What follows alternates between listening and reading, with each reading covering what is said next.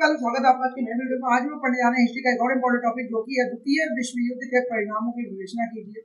मतलब जो second world war, इससे पहले हम फर्स्ट वर्ल्ड वॉर के कारण पढ़ चुके थे, लेकिन अब हम लोग द्वितीय विश्व युद्ध के परिणामों की विवेचना करेंगे। क्या करेंगे?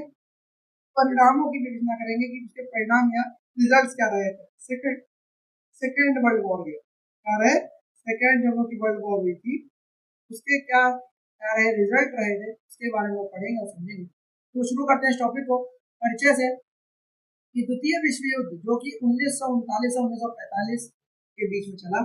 प्रथम विश्व युद्ध 1914 द्वितीय विश्व युद्ध 1939 से 1945 के बीच में रहा। मानव इतिहास का सबसे भयावह और विनाशकारी युद्ध।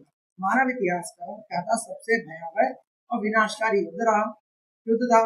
इस युद्ध ने न केवल लाखों लोगों की जान ली, और इस युद्ध ने यानी द्वितीय विश्व युद्ध ने न केवल लाखों लोगों की जान ली बल्कि राजनीतिक, आर्थिक, सामाजिक और कानूनी दृष्टिकोण से भी विश्व को पूरी तरह बदल कर रख दिया। और इस युद्ध ने न केवल क्या करा, केवल लाखों लोगों की जान ही नहीं ली बल्कि राजनीतिक, आर्थिक, सामाजिक और कानूनी दृष्टिकोण से भी विश्व को पूरी तरह से बदल कर रख दिया। और इस युद्ध के बाद विश्व व्यवस्था में जो बदलाव आए उन्होंने आगे की अंतर्राष्ट्रीय कानूनी प्रणाली, मानव अधिकारों की अवधारणाओं और युद्ध अपराधों को परिभाषित करने में बड़ी भूमिका निभाई। और इस युद्ध के बाद इस युद्ध के बाद जो विश्व व्यवस्था में जो बदलाव आए थे उन्होंने आगे की जो अंतर्राष्ट्रीय कानून प्रणाली, मानव अधिकारों की अवधारणाओं और युद्ध अपराधों को परिभाषित करने में बड़ी भूमिका निभाई थी। एक लॉ स्टूडेंट के तौर पर द्वितीय विश्व युद्ध का अध्ययन अनिवार्य हो जाता है। लॉ स्टूडेंट के तौर पर द्वितीय विश्व युद्ध का अध्ययन अनिवार्य हो जाता है क्योंकि इससे जुड़े परिणामों ने आधुनिक अंतर्राष्ट्रीय कानून की नींव रखी। क्योंकि इससे जुड़े जो परिणाम थे उन्होंने क्या करा था? आधुनिक अंतर्राष्ट्रीय कानून की नींव रखी। ठीक है, द्वितीय विश्व युद्ध के प्रमुख परिणाम देखेंगे। द्वितीय विश्व युद्ध के प्रमुख परिणाम देखते हैं। Major consequences of world war second. राजनीतिक परिणाम क्या रहे? पॉलिटिकल कॉन्सिक्वेंसेस क्या रहे? नाजी जर्मनी का पतन। जो नाजीज थे जर्मनी, उनका पतन हुआ। एडोल्फ हिटलर, एडोल्फ हिटलर था, उसकी आत्महत्या और जर्मनी के आत्मसमर्पण 18 मई 1945 के साथ ही नाजी शासन का अंत हो गया। एडोल्फ हिटलर ने क्या कर ली थी? आत्महत्या कर ली थी। और जो जर्मनी के आत्मसमर्पण थे जो कि कब करा गया था? 8 मई 1945 के साथ ही जो नाजी शासन का अंत हो गया। जर्मनी को 4 हिस्सों में बांट दिया गया था। अमेरिका, ब्रिटेन, फ्रांस और सोवियत संघ के नियंत्रण। जर्मनी को 4 हिस्सों में बांट दिया गया। एक अमेरिका के, ब्रिटेन के, फ्रांस के और सोवियत संघ के नियंत्रण में बांट दिया गया। ठीक है, कानूनी दृष्टिकोण देखेंगे तो नाजी नेताओं के विरुद्ध न्यूरेमबर्ग ट्रायल्स चलाए गए थे। नाजी नेताओं के विरुद्ध क्या करे गए थे? न्यूरेमबर्ग ट्रायल्स चलाए गए थे, जहां उन्हें युद्ध अपराधों, मानवता के विरुद्ध अपराधों के लिए दोषी ठहराया गया। कोर्ट में जो ट्रायल चलते हैं तो उसी प्रकार से जो नाजी नेता थे उन पर न्यूरेमबर्ग ट्रायल्स चलाए गए थे, जहां उन्हें युद्ध अपराधों, मानवता के विरुद्ध अपराधों के लिए क्या करा गया था? दोषी ठहराया गया। दो महाशक्तियों का उदय हुआ था। कैसे? अमेरिका और सोवियत संघ। युद्ध के बाद यूरोप की अधिकांश शक्तियां कमजोर हो गई। युद्ध के बाद यूरोप की अधिकांश शक्तियां जो क्या थी? कमजोर हो गई। और अमेरिका व यूएसएसआर दो सुपर पावर के रूप में उभरे। और अमेरिका और यूएसएसआर दो सुपर पावर के रूप में ये उभरे थे। यही से शीत युद्ध यानी कोल्ड वार की शुरुआत हुई। यही से क्या हुआ था? शीत युद्ध यानी कोल्ड वार की शुरुआत हुई थी। यही से शीत युद्ध यानी कोल्ड वार की शुरुआत हुई थी। इसी तरीके से देखेंगे और जानेंगे कि आर्थिक परिणाम और इकोनॉमिक कॉन्सिक्वेंसेस इसके क्या रहे। यूरोप का विनाश हुआ यानी ब्रिटेन, फ्रांस, जर्मनी, इटली सभी प्रमुख यूरोपीय देश आर्थिक रूप से बर्बाद हो गए। ब्रिटेन का मतलब जो ये ब्रिटेन था यानी यूरोप का विनाश हो गया था। कैसे आर्थिक रूप से कॉन्सिक्वेंसेस देखें तो ब्रिटेन, फ्रांस, जर्मनी और इटली सभी प्रमुख जो यूरोपीय देश थे वो इकोनॉमिक रूप से पूरी तरह से बर्बाद हो चुके थे। युद्ध में करोड़ों डॉलर की लागत आई थी। युद्ध में क्या होता? करोड़ों डॉलर की लागत आई थी।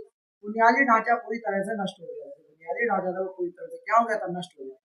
मार्शल प्लान देखेंगे तो मार्शल प्लान यह था कि अमेरिका ने यूरोपीय देशों की पुनर्निर्माण के लिए 1948 में मार्शल प्लान शुरू किया। अमेरिका ने यूरोपीय देशों के पुनर्निर्माण के लिए 1948 में मार्शल प्लान शुरू किया था, जिससे यूरोपीय अर्थव्यवस्था धीरे धीरे पटरी पर लौटी। जिससे क्या हुआ? यूरोपीय अर्थव्यवस्था क्या हुई थी? पटरी पर लौटी धीरे धीरे। लीगल नोट यह है कि इस योजना ने युद्ध के बाद अंतर्राष्ट्रीय वित्तीय सहयोग और संविधात्मक संबंधों जो ट्रीटी बेस्ड एड थी उसकी नींव रखी थी। लीगल नोट ये कहता है कि इस योजना ने युद्ध के बाद जो अंतर्राष्ट्रीय वित्तीय सहयोग होता है और जो संविदात्मक संबंधों से यानी ट्रीटी पे जो एड था उसकी नींव उन्होंने रखी थी। ठीक है, सामाजिक और मानवतावादी परिणाम देखेंगे यानी सोशल और ह्यूमैनिटेरियन जो कॉन्सिक्वेंसेस थे वो क्या थे, मानव हानि। अनुमानित कितना 7 करोड़ से अधिक लोगों की मृत्यु हो गई थी और लाखों लोग बेघर, अनाथ और शरणार्थी बन गए। ठीक है, मानव हानि हुई थी। यहूदी नरसंहार करा गया था। हिटलर ने नाजी शासन द्वारा 60 लाख यहूदियों का योजनाबद्ध तरीके से नरसंहार कर दिया था। जिंदा नरसंहार, जीनोसाइड बहुत गंदा तरीके से कर दिया। जैसे हम लोग का रॉलेट एक्ट में करा गया था, कहाँ पे वो जलियांवाला बाग हत्याकांड हुआ था, सेम उसी प्रकार से हिटलर ने यह योजनाबद्ध तरीके से 60 लाख यहूदियों का नरसंहार कर दिया गया। ऑस्ट्रिच थे जैसे यातना शिविरों में अमानवीयता की पराकाष्ठा देखी गई थी। और ऑस्ट्रिच जो जैसे जो यातना शिविर थे उनमें अमानवीयता मतलब वहाँ पे अमानवीय जितनी चीजें उसकी पराकाष्ठा देखी गई थी, जहाँ पे यातना दी जाती। ठीक है, लीगल रिलेवेंस देखेंगे यानी न्यूरेनबर्ग ट्रायल, जो न्यूरेनबर्ग ट्रायल 1945 में क्राइम्स अगेंस्ट ह्यूमैनिटी, जो अगेंस्ट क्राइम होते थे उसके खिलाफ का पहला बार प्रयोग हुआ, उसका पहली बार प्रयोग हुआ। यह आज के अंतर्राष्ट्रीय आपराधिक न्यायालय जो आज के अंतर्राष्ट्रीय जो आपराधिक न्यायालय यानी आईसीसी की अवधारणा का मूल स्रोत बना है। ठीक है, चलो भाई आगे चलते हैं, आगे देखेंगे जो अंतरराष्ट्रीय संगठनों की स्थापना करी गई थी, फॉर्मेशन ऑफ इंटरनेशनल ऑर्गेनाइजेशन। मतलब इंटरनेशनल ऑर्गेनाइजेशन की स्थापना करी गई थी, किस लिए करी गई थी? तो संयुक्त राष्ट्र यूएनओ का गठन कर दिया गया था 1945 में। लीग ऑफ नेशंस की विफलता के बाद 24 अक्टूबर 1945 को यूएनओ की स्थापना हुई। इसका उद्देश्य था अंतरराष्ट्रीय शांति और सुरक्षा बनाए रखना। मतलब लीगल नेशंस क्या था, पूरी तरीके से विफल हो गया। कानूनी दृष्टिकोण देखते हैं यानी यूएनओ का चार्टर एक वैध अंतर्राष्ट्रीय समझौता ट्रीटी है। यूएनओ का चार्टर क्या था, एक वैध अंतर्राष्ट्रीय समझौता ट्रीटी था। इसे 50 से अधिक देशों ने अपनाया था, 50 से अधिक देशों ने अपनाया था। इसके तहत सुरक्षा परिषद, मानवाधिकार परिषद, अंतर्राष्ट्रीय न्यायालय आईसीजे जैसे अंग क्या थे, वो बने थे। आईसीजे से अंग क्या थे उसमें बने। कानूनी दृष्टिकोण देखेंगे तो यूएनओ का जो चार्टर था वो एक वैध अंतर्राष्ट्रीय समझौता ट्रीटी है जिसे 50 से अधिक देशों ने अपनाया था। इसके तहत सुरक्षा परिषद यानी मानवाधिकार परिषद या अंतर्राष्ट्रीय न्यायालय आईसीजे जैसे अंग बने थे। उसके बाद देखेंगे जैसे कि अन्य संस्थाएं, कौन कौन सी अन्य संस्थाएं बनी थी यानी संस्था और कार्य था। यूनेस्को, जो यूनेस्को संस्था थी वो शिक्षा और संस्कृति को कार्य करती थी। डब्ल्यूएचओ स्वास्थ्य को देखती थी। आईएमएफ और वर्ल्ड बैंक वैश्विक आर्थिक स्थिरता को देखती थी। और जीएटीटी और डब्ल्यूटीओ ये व्यापार नियम को देखती थी। ठीक, उसी के साथ साथ देखें कि औपनिवेशिक साम्राज्य का पतन, जो औपनिवेशिक यानी एंड ऑफ कॉलोनियल एम्पायर, जो औपनिवेशिक साम्राज्य का पतन हुआ था युद्ध के बाद। ब्रिटेन, फ्रांस जैसे उपनिवेशवादी राष्ट्र कमजोर पड़ गए थे। युद्ध के बाद जो ब्रिटेन, फ्रांस जैसे जो उपनिवेशवादी जो राष्ट्र पड़ गए थे, कमजोर पड़ गए थे। और उसी का भारत, श्रीलंका, घाना और इंडोनेशिया, केन्या, नाइजीरिया जैसे देशों को आजादी इसी के बाद ही मिली थी। लॉ एंगल देखेंगे तो स्वतंत्रता आंदोलन अब अंतरराष्ट्रीय समर्थन प्राप्त करने लगा था। स्वतंत्रता आंदोलन क्या था, अंतरराष्ट्रीय समर्थन प्राप्त करने लगा था। स्वनिर्णय का अधिकार, राइट टू सेल्फ डिटर्मिनेशन, संयुक्त राष्ट्र के चार्टर को स्वीकार किया गया। संयुक्त राष्ट्र के चार्टर को क्या किया गया, स्वीकार किया गया। नए राष्ट्रों का जन्म हुआ यानी क्रिएशन ऑफ न्यू नेशंस कहते हैं। प्रमुख उदाहरण देखेंगे तो इसराइल 1948 में बना था। यहूदियों के लिए एक अलग देश बना दिया गया था इसराइल। ठीक है, जो कि आज तीसरे नंबर पर सबसे ताकतवर देशों में आता है। ठीक है, उस समय हिटलर ने 60,000 यहूदियों को मार दिया था जीनोसाइड में। पाकिस्तान और भारत का विभाजन हो गया था। इसका असर द्वितीय विश्व युद्ध के बाद ब्रिटेन के कमजोर होने से जुड़ा है। ठीक है, इसका भारत और पाकिस्तान का क्या हो गया था, भारत और पाकिस्तान का विभाजन हो गया तो इसका असर जो द्वितीय विश्व युद्ध के बाद जो ब्रिटेन का कमजोर होने से ही जुड़ा, इसलिए अलग हो गया था। लीगल रिलेवेंस देखेंगे तो अंतरराष्ट्रीय मान्यता प्राप्त करने और राष्ट्र निर्माण के लिए संधियां, संविधान और अंतरराष्ट्रीय कानूनों का बड़ा योगदान रहा है। ठीक है, युद्ध अपराधों का नया दृष्टिकोण, new legal approach to war crimes यानी न्यूरेनबर्ग ट्रायल्स चले 1945 से 1946 तक। जर्मन सैन्य अधिकारियों, डॉक्टरों और नेताओं को crimes against peace, war crimes और क्राइम्स अगेंस्ट ह्यूमैनिटी में दोषी ठहराया गया था। यह अंतर्राष्ट्रीय आपराधिक कानून इंटरनेशनल क्रिमिनल लॉ की आधारशिला। टोक्यो ट्रायल जो थे जापानी अधिकारियों पर भी यही प्रक्रिया अपनाई गई थी। मतलब जापानी जो अधिकारी थे उन पर भी यही प्रक्रिया अपनाई गई थी।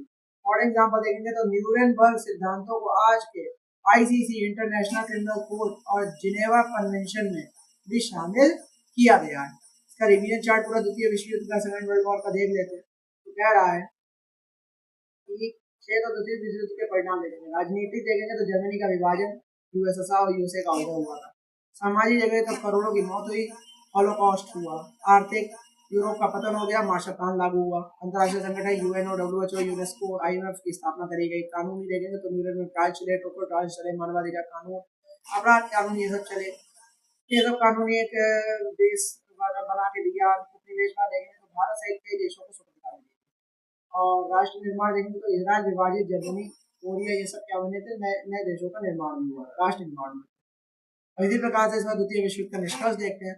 तो द्वितीय विश्व युद्ध ने न केवल मानवीय विनाश किया बल्कि विश्व के कानूनी, सामाजिक और राजनीतिक ढांचे को पूरी तरह से बदल दिया। तो द्वितीय विश्व युद्ध उसने न केवल क्या करा, मानवीय विनाश किया, बल्कि जो विश्व के कानूनी, सामाजिक और जो राजनीतिक ढांचे को क्या करा, पूरी तरह से बदल के रख दिया। इस युद्ध के बाद यह साफ हो गया कि यदि युद्धों को रोकना है तो प्रभावी अंतर्राष्ट्रीय कानून संस्थाएं और न्यायिक प्रणाली अनिवार्य है। और इस युद्ध के बाद तो बिल्कुल ही क्लियर हो गया था कि युद्ध को रोकना है तो एक प्रभावी अंतर्राष्ट्रीय कानून संस्थाएं और न्यायिक प्रणाली अनिवार्य है। लॉ स्टूडेंट के लिए इस युद्ध का अध्ययन यह स्पष्ट होता है, इससे यह स्पष्ट होता है कि अंतर्राष्ट्रीय कानून केवल सैद्धांतिक ही नहीं बल्कि व्यवहारिक और जरूरी हथियार है शांति और मानवता को बनाए रखने के लिए। यहाँ पे हम लोग का पूरा सेकेंड वर्ल्ड वॉर खत्म हो गया। तो हम लोगों ने परिणाम देख लिए सेकेंड वर्ल्ड वॉर के क्या रहे, ठीक है। और मेरे हिसाब से आपको मेरे हिसाब से आपको बहुत अच्छे समझ में आ गया होगा। और ऐसे ही वीडियो हिस्ट्री के आते रहेंगे। जय हिंद, जय भारत।